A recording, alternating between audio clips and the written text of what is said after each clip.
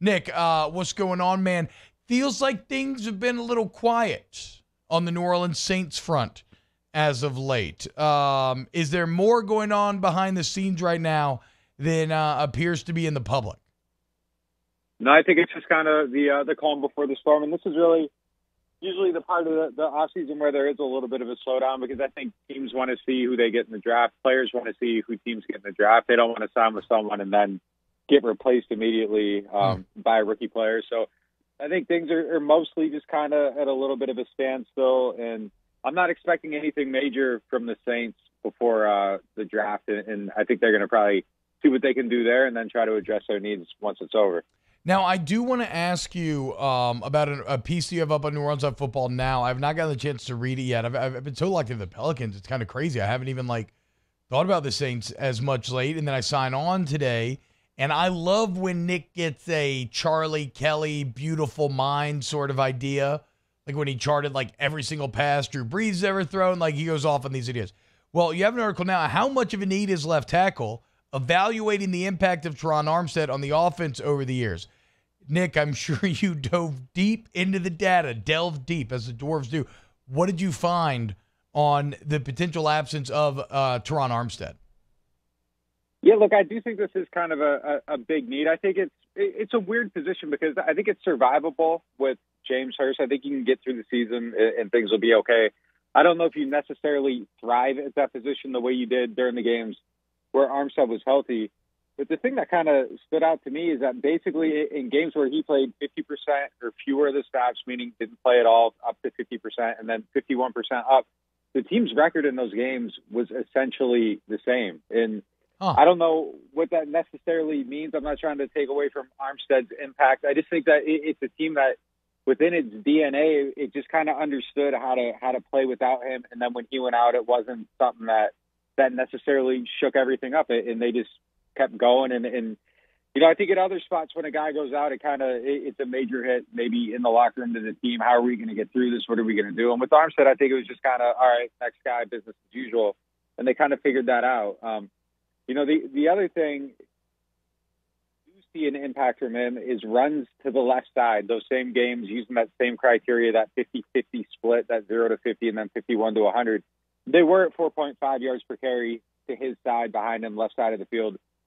Without him, that dropped to 4. So, I mean, that's where you see a little bit of the impact. And then, some of the other stuff that's just absolutely incredible that I think really illustrates how good he was is that he played 3,377 snaps in pass protection, only allowed 138 pressures during his time with the team. And 31 of those pressures was when the quarterback held the ball for 3.5 seconds or longer. So I think you knock that number down, it's like what? About 107? Yeah, 107, yeah.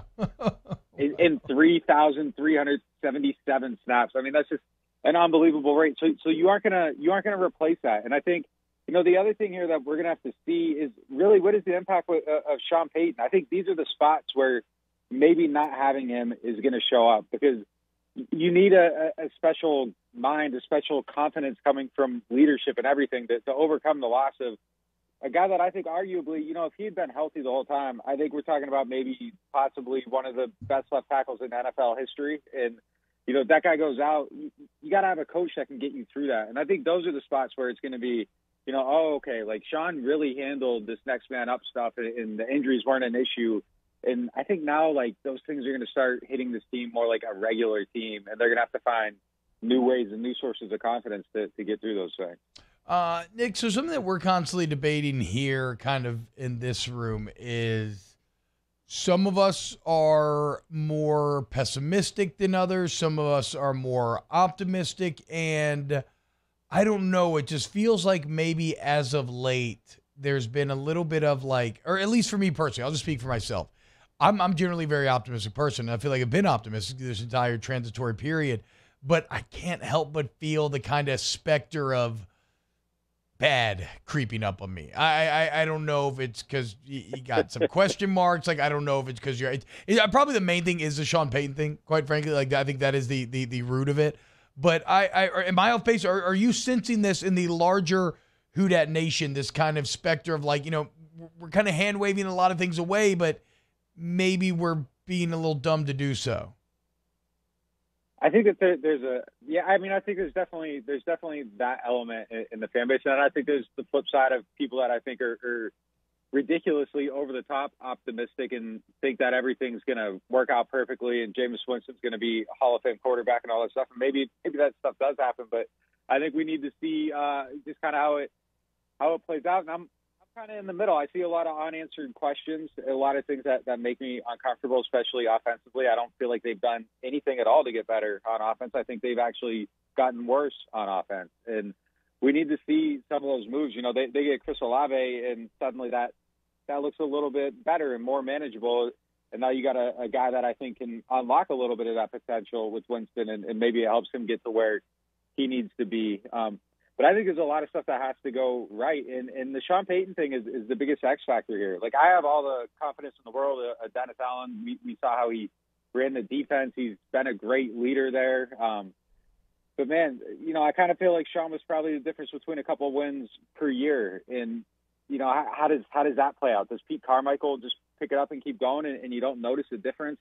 So, I mean, I just kind of feel like right now the team's a little bit stuck in the mud, and we got to see their identity, and it's hard to kind of judge what they're going to be and what they can overcome and what needs to be done until we see a lot of those pieces. So I'm looking at them, you know, like they're probably still going to be about where they were last year right now. If you ask me, like, hey, make a prediction, and it's tough to do because the team building period isn't over yet, and they could get, you know, like I said, Olave, and you know, maybe after the draft they sign Honey Badger. You know, there's a lot of things that could still happen to really change the outlook of this team.